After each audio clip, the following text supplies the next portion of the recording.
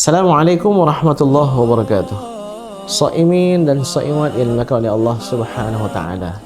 Seseorang berpuasa tapi tidak salat. Bagaimana ini? Bagi orang yang baru mengenal Islam, baru mempelajari Islam, atau baru bertaubat kepada Allah Subhanahu wa taala, ya tidak menjadi masalah karena semua perlu kepada proses tadarruj. Bahkan syariat pun demikian, ada tadarruj. Tapi bagi orang yang benar-benar ingin mengamalkan Islam, terlebih dia sudah lama paham, hanya saja kesadarannya untuk beramal tidak, ini kita sampaikan, kita ketuk hatinya.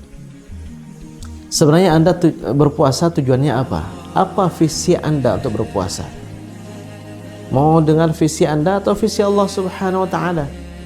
Allah Subhanahu wa taala berfirman bahwa puasa itu la'allakum tattaqun, agar kalian menjadi orang yang bertakwa kepada Allah Subhanahu wa taala. Bagaimana Anda berpuasa tapi Anda tidak melaksanakan salat? Seseorang yang berpuasa tapi tidak salat, sebenarnya yang jadi masalah apa? Puasanya atau salatnya? Dua-dua menjadi masalah ini. Sebenarnya kita kan berpuasa itu untuk menjadi orang bertakwa. Bagaimana seorang dikatakan bertakwa kalau yang Allah perintahkan tidak kita lakukan, tidak kita laksanakan? Seorang anak diperintahkan oleh ayahnya untuk misalnya membeli sesuatu di pasar. Oleh sang anak, dia beli ya yang diperintahkan oleh orang tuanya, tapi kemudian dia dengan uang yang ada itu dia beli minuman khamar. Apa maksudnya?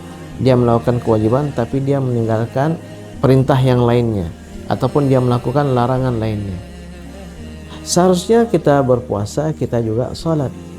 Dan di sisi yang lain, salat itu sebenarnya lebih besar kewajibannya.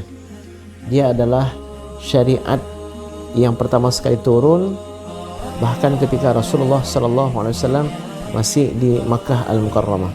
Sedangkan puasa setelah Nabi berhijrah di tahun kedua barulah turun syariat puasa. Maka pesan saya kepada kita semua, marilah kita peduli dengan kedua-dua ibadah tersebut, dan bahkan semua kewajiban yang Allah Subhanahu wa taala perintahkan kepada kita. Ibadah salat, ibadah puasa ini saling mendukung. Kalau kita fahami dengan sebaik-baiknya, salat itu mencegah daripada perbuatan keji dan mungkar. Jadi agar puasa yang kita lakukan itu diterima oleh Allah Subhanahu wa taala, kita kan harus meninggalkan segala perkara yang dapat membatalkan pahala puasa. Salat termasuk yang mendukung kita untuk meninggalkan perbuatan-perbuatan yang menghilangkan pahala puasa kita. Dan puasa mengajarkan kepada kita untuk muraqabah, untuk muraqabatullah, untuk selalu merasa diawasi oleh Allah Subhanahu wa taala, menahan diri dari segala yang dihalalkan tapi karena kita sedang berpuasa diharamkan. Makan dan minum itu kan sebenarnya dihalalkan oleh Allah Subhanahu wa taala, tapi karena kita sedang berpuasa itu diharamkan. Kita mendekati istri kita dasarnya dihalalkan, tapi karena kita sedang berpuasa di bulan suci Ramadan kita tinggalkan. Jadi makna meninggalkan yang Allah Subhanahu wa taala haramkan bagi kita, ini juga kita bawa kepada puasa.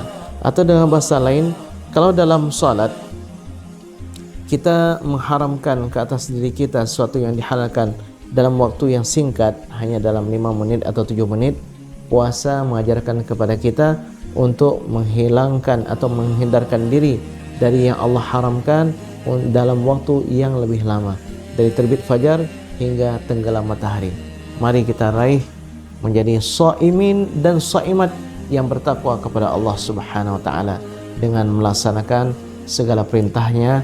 Dan salat adalah perkara yang paling penting dalam Islam, tidak layak untuk kita tinggalkan. Wassalamualaikum warahmatullahi wabarakatuh.